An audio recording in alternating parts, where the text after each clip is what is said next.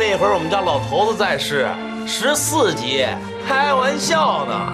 我们家吃点什么，全院都只有看着的份儿，是不是桃子？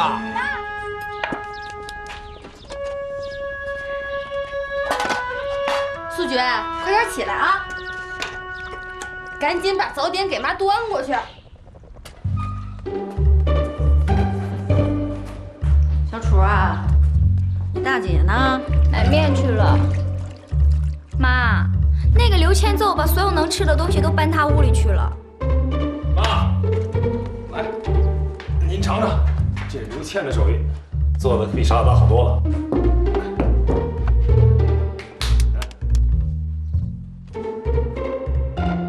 没下毒吧？你看您这话说的，他要是敢下毒，我不得灭了他？我还是习惯吃傻老大做的。得，您不吃也没关系，我得孝敬您呐，我就放这儿了啊。哎，得，好嘞。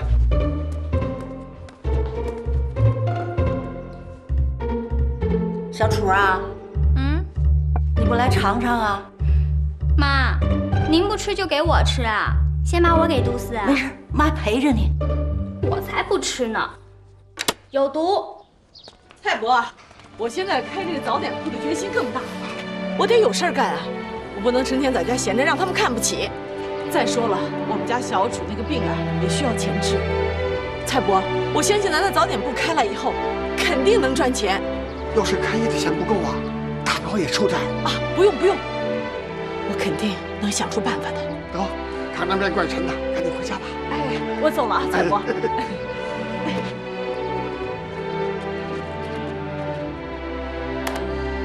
大家想想啊，桌子2张，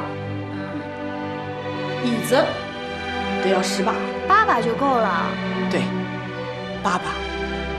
哎，小楚，提醒大姐啊，到时不能忘了，还得有一把菜刀。那咱家的不就行了吗？这餐馆用的和家里用的菜刀不一样，人家厨师要用那种专业的大菜刀。写上。大姐呀，就这些算下来都2000多块钱呢。那么多钱啊！就这些，还是有些是旧的呢。我有一个办法可以让你马上拿到钱。真的？那你快跟大姐说，你说这一时半会儿的，大姐上哪儿弄这么多钱去？找三姐呀。这2000块钱对于咱们来说是天文数字，可在三姐那儿，就这点钱呀，低于上万不要跟我谈。小楚，要不说你是大姐肚里的小蛔虫呢，这我就给你啊，三姐打电话去。好，我出500。哎，小算盘，合着你都在偷听呢？你哪那么多钱啊？哎，那你就别管了。我出500，利润给我10%，不，15%。明天我就给你拿钱。小算盘，你可真会算计啊！你就不怕大姐给你赔了？这谁赔了？我傻大姐也赔不了啊！真能算计。大姐打电话去了。就你会算计，这叫投资。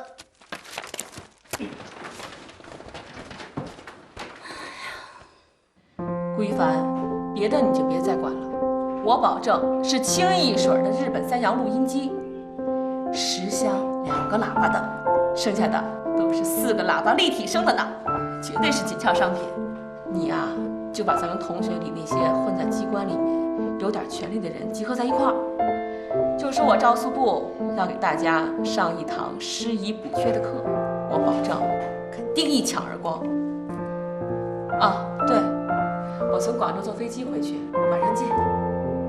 再见。见。赵经理，飞机票订好了，下午4点20的。好，我知道了。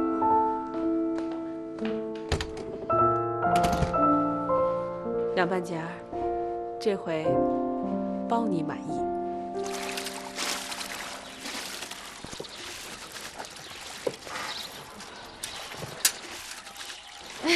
哟，洗衣服呢？哎，回来了啊！刘倩啊，把你那衣服啊，都脱下来，我给你洗了。行，拿去啊！缺钱。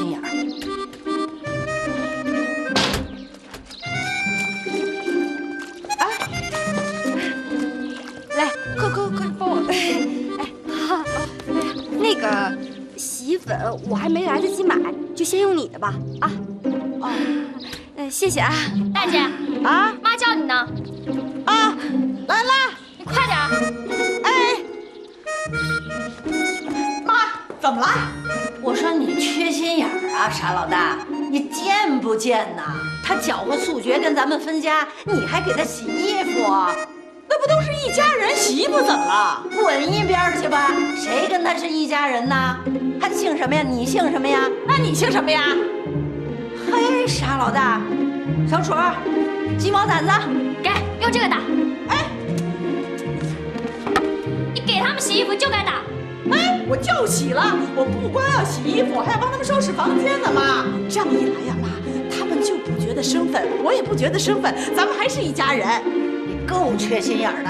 我怎么叫缺心眼儿啊？妈，你不想想看，他是我的亲弟弟呀，早晚他们不就想通了吗？哎，妈妈，如果他们生了儿子，您不就当奶奶了吗？到时候您那大孙子，您抱不抱啊？这我的大孙子，我凭什么不抱啊？那不就结了吗？哎，当时我还想不通呢，可是他二姐跟我说呀，哎，到时候他们生了孩子还得回来，咱还是一家人。哦，哎，我洗衣服去了啊，小楚，不许在这瞎掺和。哼。哎，小楚，这傻老大，这缺心眼儿还挺有道理的。他对不对？他说的。不知道。小倩，我回来了啊。素雪，哎，什么事儿啊？没事儿。没事儿，你进来干嘛呀？素雪，你看，你们这屋里多乱啊！我给你俩收拾收拾吧。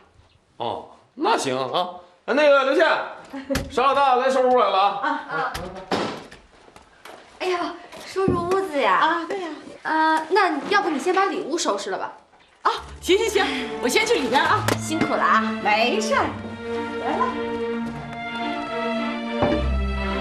哎，对了，这个床底下呀土特别多，你等会儿呢，你别用那个扫帚扫，你用抹布擦，它不然起土。哦，我看看啊。哎呀，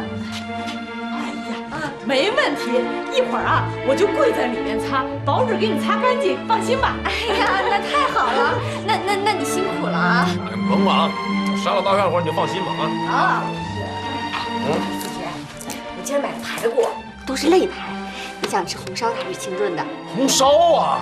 哎，我可有日子没吃红烧排骨了啊！我记得小时候，哎，就我妈生小楚那会儿，那我们家天天吃排骨，那叫一过瘾。你少在那吹牛，那会儿哪像现在呀？那会儿都得凭票，不像现在有钱就能买着。小户人家不懂了吧？